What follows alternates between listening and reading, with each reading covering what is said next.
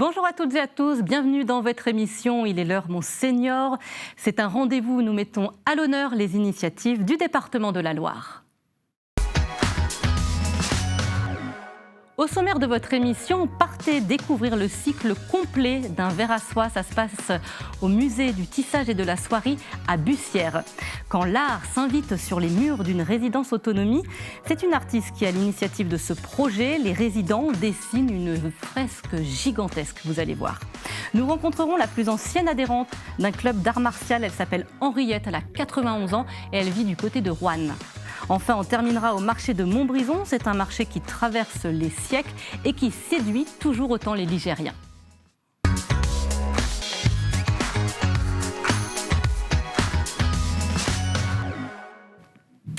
Et si vous êtes intéressé par l'histoire de votre famille, de votre village ou bien même de votre département, il suffit de refaire un petit bond en arrière, un petit retour dans le temps. Et bien pour cela, ce sont les archives départementales de la Loire notamment qui vous proposent de consulter multiples documents sur place, vous allez voir. Et pour parler de tout cela, je reçois comme invité le directeur des archives départementales. Bonjour Alain Morga. Bonjour. Combien il y a de kilomètres d'archives là-bas chez vous au sein des archives? 37 kilomètres linéaires. Donc, vous voyez, si on les place bout à bout, on voit de Saint-Étienne à Lyon, je pense, à peu près. Ah oui, quand même. C'est quoi la mission principale des archives départementales? Les archives départementales jouent en quelque sorte le rôle de conservatoire de la mémoire du département. Elles ont accumulé au fil des décennies les documents produits depuis le Moyen-Âge. Et notre rôle, c'est de continuer à faire venir, à collecter, c'est le terme qu'on utilise, les documents qui sont produits actuellement et qui seront de l'histoire dans 10 ans, 100 ans ou 200 ans et de les conserver dans les meilleures conditions possibles afin de les rendre accessibles au plus grand nombre parce que les archives, c'est ouvert à tout le monde. Alors, quels sont les documents? Qu'est-ce qui est répertorié au sein des archives? Alors, c'est très varié. On imagine souvent les archives comme des documents plus ou moins poussiéreux, de l'écrit, et il y a une très grande variété de ce qu'on trouve dans nos magasins de conservation. Évidemment, il y a beaucoup de documents en papier ou en parchemin pour les plus anciens, mais vous avez aussi beaucoup de documents iconographiques, comme des photographies depuis l'origine de la création de la photographie au XIXe siècle, des cartes postales, de très nombreux cartes et plans, y compris du XVIe ou du XVIIe siècle. Et on peut aussi trouver de manière plus ponctuelle et plus surprenante des objets. Par exemple, on a le fonds d'archives de la Comédie de Saint-Étienne. Eh bien, on a une magnifique collection de masques qui a été utilisée pour les pièces qui ont été créées à la Comédie. Tous ces documents sont donc bien conservés. Vous avez un magasin de conservation. On va voir des images à l'antenne. Comment sont-ils conservés, ces documents? Parce que ça demande des règles, hein, il y a quelque chose à bien respecter. Il y a toute une série de règles. Alors, il y a une époque où on était très strict, il fallait absolument une température et une hygrométrie constante. Ce qui est important, c'est qu'il n'y ait pas de variation brutale dans un court laps de temps. Mais disons qu'il y a quand même des températures idéales. On pourrait dire que 18 degrés, la température idéale pour la conservation du papier. Et peut-être encore plus important que la température, c'est le degré d'humidité dans l'air, puisque dès que vous dépassez les 65 ou 70%, vous avez des risques de développement de champignons, de diverses infestations d'insectes ou qui pourraient mettre en péril les documents. Et si on est à 50% d'hygrométrie, c'est vraiment quelque chose d'idéal et c'est quelque chose qu'on obtient dans la plupart des magasins de conservation, des services d'archives. Alors la transition est toute trouvée parce qu'on parlait à l'instant d'insectes. Vous connaissez les vers à soie? Eh bien, il se trouve que dans nos fonds d'archives, on a beaucoup de choses sur l'industrie textile ou la soierie, qui est une histoire ligérienne importante. C'est vrai, parce que c'est un fil naturel qui sert à fabriquer une matière qui est très luxueuse, qui est la soie. Eh bien, lors d'un atelier au musée du tissage et de la soierie qui se trouve à Bussière, les enfants, les parents, les grands-parents ont pu découvrir le cycle de vie d'un ver à soie. Tout est expliqué dans ce reportage.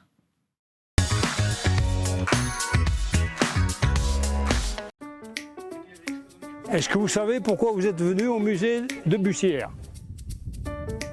Bienvenue au musée du tissage et de la soierie de Bussière. Aujourd'hui, on est là pour une animation familiale avec les parents, les grands-parents. Le ver à soie, est-ce que vous en avez déjà vu? Mais est-ce que ça commence par un ver à soie? Pour fabriquer le cocon, c'est un ver à soie. Mais le ver à soie, lui, d'où il vient? De la laine des moutons. Ah non. dedans. La thématique, c'est pour bien faire comprendre, en particulier aux enfants, ce que c'est qu'un cycle biologique animal et de comment on passe d'un papillon à un ver à soie, à un cocon sur lequel on récupère le fil de soie qui va permettre de faire des tissus d'exception, on peut dire. S'il y a peu de fil sur un cocon, vous avez de l'ordre de 300 mètres. Si vous avez beaucoup de fil sur un cocon, vous pouvez avoir un peu plus de 2000 mètres. Donc quand ils font le cocon, ça veut dire qu'ils déroulent du fil. D'accord ?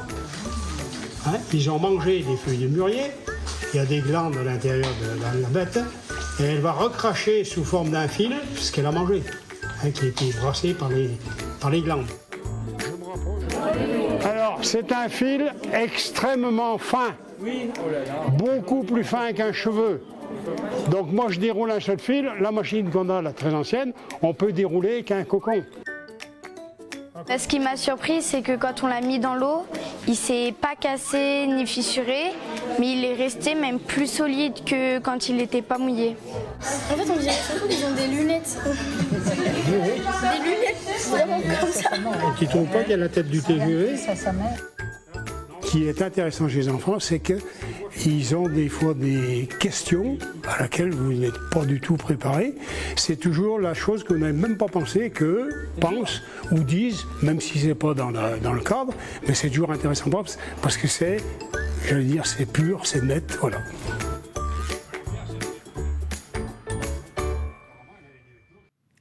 Et retour avec vous, Alain Morgat. Vous êtes le directeur des archives départementales de la Loire. On parle un petit peu de la mission et de tout ce que vous faites au sein des archives. Les archives sont-elles librement consultables ? Comment ça se passe ? Alors, toutes nos missions, finalement, ont un but, c'est de mettre à disposition du plus grand nombre le patrimoine que nous avons à disposition et que nous essayons de conserver dans les meilleures conditions. Ce qui est très important de savoir, c'est qu'en France, les archives sont accessibles à tout le monde et gratuitement. Il faut juste une pièce d'identité. À partir de ce moment-là, on est inscrit en salle de lecture et on peut avoir accès à l'ensemble des documents sous la simple réserve qu'ils soient communicables selon les termes de la loi. Oui, parce que tout n'est pas bien sûr communicable. Oui, parce qu'il peut y avoir des documents judiciaires ou médicaux. On doit aussi protéger la vie privée des personnes. Donc il y a parfois des délais un peu plus importants. Mais les documents administratifs, par exemple, sont communicables dès qu'ils sont produits. Le travail de vos équipes, c'est aussi de restaurer, de réparer un petit peu ces vieux documents. Peut-être sur les images qu'on va voir, une de vos collaboratrices, qu'est-ce qu'elle est en train de faire là ? Elle est en train de manipuler quoi ? Comment ça se passe ? Voilà. Alors, la restauration, c'est la phase, c'est quand on n'a pas réussi à conserver dans les meilleures conditions ou qu'on nous a remis les documents qui nécessitent une intervention pour améliorer leur état. Donc parfois c'est léger, il y a besoin de nettoyage ou de mise à plat. Parfois c'est beaucoup plus important s'il y a eu des insectes qui ont mangé le papier ou des traces d'incendie. Donc là, ce qui est essentiel, c'est qu'on ne peut pas reconstituer. Il ne s'agit pas d'imaginer des phrases qu'il pouvait y avoir à l'endroit où ça a disparu. Donc on va renforcer, on va doubler notamment, parfois avec du papier japon pour des documents plus fins, et ce qui va permettre d'assurer une pérennité du document dans le temps. D'accord. Et puis les conditionnements aussi sont importants. On peut mettre ça dans des boîtes de conservation à pH neutre qui les met à l'abri de la poussière et de la lumière directe. C'est quoi le document qui est le plus ancien au sein des archives de la Loire ? Alors, par rapport à d'autres services d'archives, c'est pas spectaculaire, mais c'est ancien quand même. On a des actes du XIIe siècle, notamment un acte concernant une abbaye qui date de 1130. Mais si on veut parler de documents très anciens, qui est vraiment un trésor des archives de la Loire, vous en avez amené, Alain Morgat ? Du registre paroissial de Montarcher, qui est le plus ancien à contenir tous les actes. Alors c'est très important. Ce n'est pas celui que je vais vous montrer, mais c'est quand même un document ancien. C'est un registre paroissial de la fin du XVIe siècle. Alors les registres paroissiaux, c'est l'ancêtre de l'état civil. Donc c'était des actes plutôt religieux. On y recense les baptêmes, les mariages et ce qu'on appelle les sépultures, c'est-à-dire les enterrements. Et donc, vous voyez qu'on conditionne les documents afin de les protéger au mieux. Les gants sont obligatoires quand on manipule ce genre de documents. ce n'est pas obligatoire pour tous les types de documents, mais si vous avez des plaques de verre ou des photos ou des documents anciens, c'est quand même conseillé. Bien sûr. Et on demande à nos lecteurs en salle de lecture de les utiliser. Là, vous voyez, on est dans la commune de Dancé, donc dans l'arrondissement de Roanne, entre 1585 et 1609. Qu'est-ce qu'il y a dans ce document en fait? Ils sont recensés justement les baptêmes, les mariages et les décès sur 20 ans. Vous avez la totalité de ces actes qui sont mentionnés ici, à la suite de l'ordonnance de Villers-Cotterêts de 1539. Ce document, il est dans un bon état à vos yeux? Comment il est conservé là? C'est pas trop mal. Ce qui nous intéresse le plus, nous, c'est quand même l'information. Donc, on voit que nous avons toutes les pages, qu'il n'y a pas de déchirure, que les marges, on n'empiète pas dessus. Là où il y a une petite faiblesse, c'est la couvrure, qui est un peu endommagée, mais c'est tout simplement parce qu'elle n'est pas d'origine. On a utilisé un autre document, plus ancien, hein, là on est plutôt dans... Remonter un peu, voilà, comme ça. Plutôt voilà, un document du Moyen-Âge, là vous voyez les lettrines en couleur, qu'on a utilisé pour protéger l'intérieur. Très bien, en tout cas, il y en a beaucoup d'archivage. Merci beaucoup Alain Morgan de nous avoir fait découvrir et puis expliquer un petit peu les missions que vous avez des archives départementales de la Loire. Merci à vous. Je vous en prie.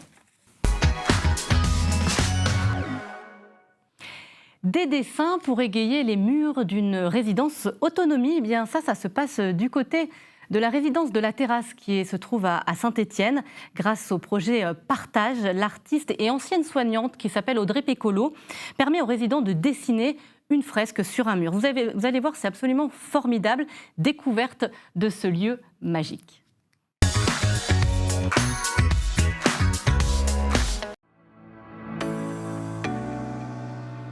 Je m'appelle Audrey Pécolo, j'ai été infirmière pendant quelques années et il y a 2 ans j'ai tout arrêté pour créer le projet Partage que je mène dans l'établissement. Faciliter la tâche. Et ça embellit la maison déjà, ça nous fait un peu dépasser de soi-même parce que moi et l'art, ça fait 2. Donc tout vient absolument d'eux, on fait des ateliers où ils me donnent leurs idées, leurs inspirations et ensemble on crée l'esquisse du projet.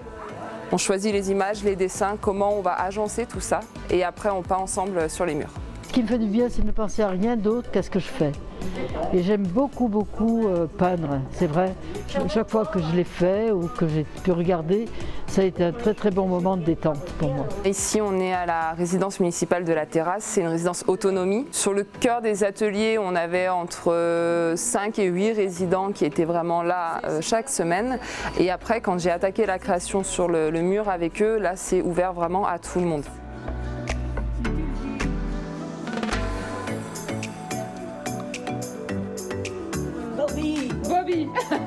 L'idée, c'était de faire du soin d'une autre manière, en y incluant beaucoup d'humains, en travaillant sur le maintien de l'autonomie des personnes âgées, en particulier ceux qui vivent en institution, et de mêler aussi de l'art.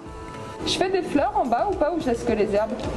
C'est joli comme ça. Je mets pas de fleurs? Non. Ok. Moi, je ne mettrais pas de fleurs. Je mets un papillon? Oui. Pendant la création, je viens travailler sur le langage, sur la mémoire, sur les praxis, sur les fonctions exécutives et organisationnelles. Et après, il y a tout l'aspect du lien social. Moi, je suis là toute la journée avec eux, donc on a nos temps d'échange entre nous, mais aussi tout ce que la fresque, elle apporte à dire entre eux, et après avec leur famille ou avec les soignants des institutions. C'est très gratifiant pour eux, en fait, de se dire on a participé à ça et ça leur permet de laisser leur trace, en fait. Moi, ma volonté de départ, c'était vraiment de ramener de l'humain, des couleurs, un peu de lumière dans les institutions. Et quand je vois le retour que j'ai des résidents, je me dis que ça marche plutôt bien. Nous a rejoint en plateau une nouvelle invitée. Vous êtes... bonjour Jeannette Garnier. Bonjour. Je vais vous présenter comme une grande sportive, j'ai envie de dire. Hein, vous avez, on peut dire votre âge, on peut le dévoiler. Ah oui. 81 ans. Vous êtes championne du monde de tennis en double et en individuel. C'est bien ça? Par équipe. Par équipe? Pas en individuel, non. Pas en individuel, non. Oui. Championne, mais vice-championne... Vice-championne en individuel en 2016, oui. C'est pas mal aussi. Oui. Et vous êtes ancienne prof d'éducation physique et sportive dans la Loire. Voilà. Racontez-moi un petit peu cette aventure de championnat du monde. Comment vous avez vécu? Qu'est-ce que vous avez vécu? C'était plein d'émotions? Qu'est-ce qui s'est passé? Oui, c'était une performance assez imprévue parce que, voilà, j'étais pas du tout préparée à avoir des résultats comme ça, mais au fur et à mesure des matchs, il se trouve qu'on se sent mieux et qu'on pense moins et que les résultats sont un petit peu meilleurs. Vous avez quoi dans les mains là? Vous avez des médailles? Alors j'ai vos récompenses? Oui, j'ai 6 médailles. Vous pouvez les monter un petit peu plus haut pour qu'on les voit à la caméra? Voilà. Donc il y a quoi? Il y a de l'or, de l'argent? J'ai 2 bronzes, 1 argent et 3 or.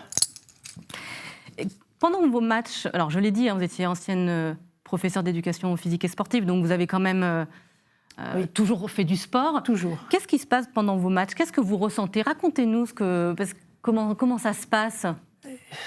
J'essaye de rester calme et c'est pas tout le temps évident.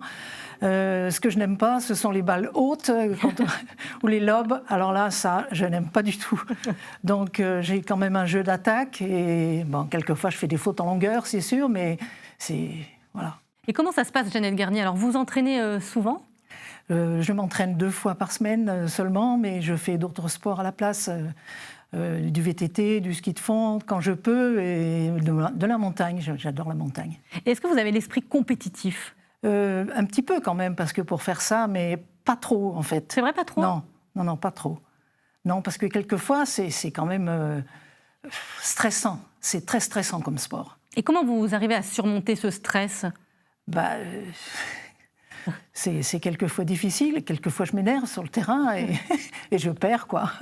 Voilà, c'est tout. En tout cas, Jeannette Garnier, vous allez voir dans le reportage qui va suivre, c'est une personne qui est un peu plus âgée que vous. Elle a 91 ans, elle s'appelle Henriette Bilicki. C'est une grande sportive, elle aussi. Elle a toujours fait un petit peu de sport dans sa jeunesse. Aujourd'hui, c'est un petit peu plus doux ce qu'elle fait. Grâce au tai chi, elle l'en fait avec son fils. Ça se passe du côté de Roanne. Mais elle a toujours la pleine forme, cette Henriette. Reportage.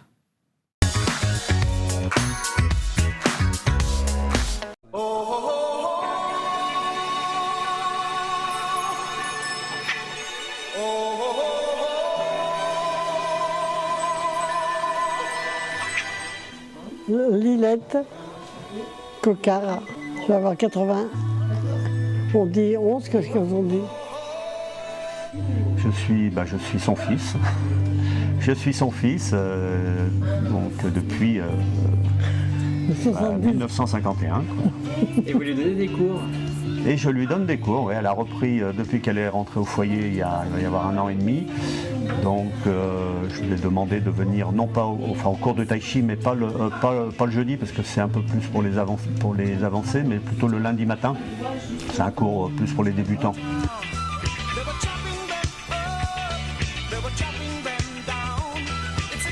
C'était judo, oui. J'ai fait du judo, du self-défense, un peu de karaté, mais enfin, il en reste encore. Hein.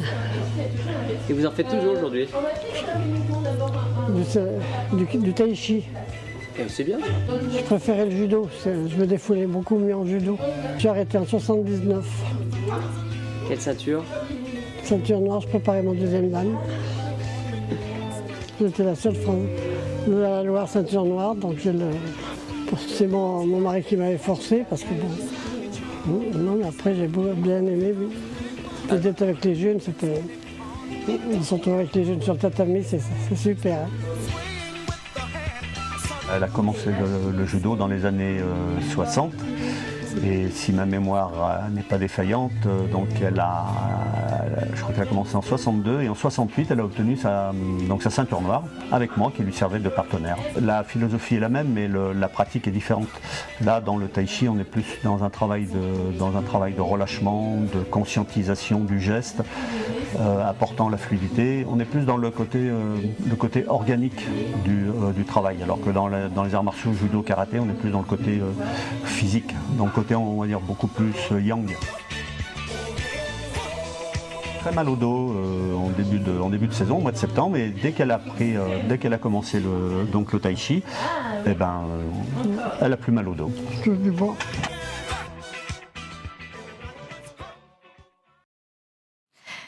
C'est chouette, hein? Jeannette Garnier, on va faire un petit jeu pour faire un petit peu plus connaissance avec vous, sur vos goûts, sur ce que vous aimez un petit peu dans la vie. La première question, c'est pour vous, quelle est la définition du bonheur ? Le bonheur, c'est se faire plaisir à tous les instants, profiter de la vie et voilà. Il faut répondre de façon brève et sincère, Jeannette Garnier. Oui. Votre recette ligérienne préférée ? Les râpés. Une mauvaise habitude dont vous auriez envie de vous passer ? Celle de téléphoner très souvent à mes filles pour savoir comment elles vont ou quand je n'ai pas de nouvelles, voilà, j'appelle. Que diriez-vous à des jeunes qui ne font pas de sport ? C'est pas bien du tout, il faut vraiment bouger, il ne faut pas s'arrêter, il faut faire marcher son corps. Êtes-vous une gourmande ? Ah oui, j'aime beaucoup manger. Enfin, j'aime surtout les gâteaux, le sucre en fait. Mais vous savez, avec l'âge, l'appétit diminue, heureusement, pour la ligne. Merci beaucoup de vous être prêtée au jeu, Jeannette Garnier. Merci d'avoir pris le temps de répondre à nos questions. Vous souhaite encore de taper dans la balle de tennis encore pendant des années et des années. Vous avez peut-être un prochain championnat qui arrive ?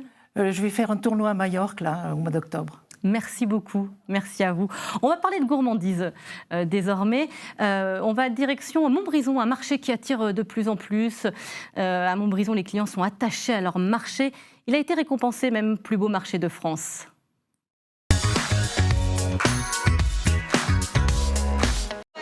À qui le tour ?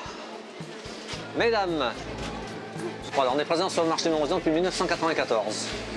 Voilà, donc depuis ça n'a cessé de se développer et c'est un marché très convivial et puis le fait qu'il soit le samedi, il y a beaucoup, c'est riche en clients. Voilà. Saviez-vous que le marché de Montbrison se tient toutes les semaines depuis presque 9 siècles ? Impossible aujourd'hui de connaître sa date de création, mais son existence est mentionnée dès le XIIe siècle. Jamais interrompu, ni par les guerres, ni par les crises sanitaires. Tous les samedis matins, ce sont près de 10 000 visiteurs qui se pressent dans les allées à la rencontre des producteurs qui déploient leurs stands de gourmandise. Mais derrière ces beaux stands dressés, une sacrée organisation pour assurer ce rendez-vous du samedi. Il faut mettre le réveil de bonne heure. On se lève à 4h30, on vient se mettre en place là pour 6h. 6h, il faut qu'on soit prêt. Les premiers clients, les matinaux là, qui viennent chercher le journal et puis qui viennent chercher leur petit saucisson, 6h les premiers. 2019, la consécration. Le marché de Montbrison est élu plus beau marché de France. Suite à cette distinction, il s'agrandit encore et toujours, avec aujourd'hui 200 stands abonnés et 30 stands passagers. Face au succès du marché, certains producteurs se sédentarisent. Première année en tant qu'abonné, j'ai été sur l'allée producteur sans avoir un emplacement fixe l'année dernière et depuis janvier cette année, j'ai mon abonnement et mon emplacement fixe. Bonjour. Alors, donc 2 litres de lait cru. Ah oui, mais hop. J'achète mon lait parce que c'est du lait cru, fermier, entier, de la vache que je connais. Ça fait 3 générations qu'on fait le marché à Montbrison, mon grand-père, mon père et moi. Vivre au rythme du marché hebdomadaire depuis des années crée parfois quelques situations cocasses. Je suis parti de chez moi, mais il y a longtemps, il y a 20 ans minimum. Je m'arrête devant la porte de chez moi, je monte dans la voiture, je pars. J'arrive ici, j'avais pas la remorque derrière. J'avais oublié la remorque. Qu'une fois en 30 ans. C'est déjà pas mal, hein? Souhaitons encore des siècles de gourmandise et d'histoire au marché de Montbrison. Une idée de visite ou encore de balade, je vous invite désormais à découvrir ou à redécouvrir les lieux emblématiques, c'est dans votre agenda.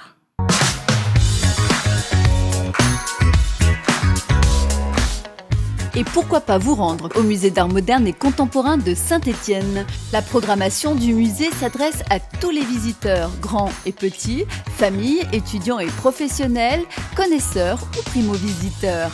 La collection du musée rassemble aujourd'hui près de 20 000 œuvres dans les domaines de la peinture, sculpture, installation, photographie et design. Niché au fond de la vallée du Vizézy, au cœur des monts du Forêt, découvrez le Moulin des Maçons avec ses bâtiments du XVIe siècle, le moulin à huile, la scierie, où les traditions locales revivent sous vos yeux. Assistez à la fabrication de l'huile de colza grillée, de l'huile de noix ou de l'huile de noisette, puis dégustez-les. Le Moulin des Maçons vous ouvre ses portes tous les week-ends et jours fériés. Pourquoi pas vous rendre à l'atelier musée du chapeau de Chazelles-sur-Lyon. La galerie mode vous permettra d'explorer les chapeaux dans l'histoire depuis le Moyen-Âge jusqu'aux créations de haute couture. Plus de 400 couvre-chefs exposés, dont les modèles de Jean-Paul Gaultier, Yves Saint-Laurent, Pierre Cardin, Paco Rabanne ou encore Hermès. Et vous pourrez même vous chapeauter. Il ne vous reste plus qu'à visiter ce grand témoin de l'activité chapelière, restauré dans l'esprit de l'usine et tourné vers la création contemporaine. Je vous remercie de nous avoir suivis. Je vous dis à très vite pour une nouvelle émission d'Il est l'heure. Monseigneur, à bientôt.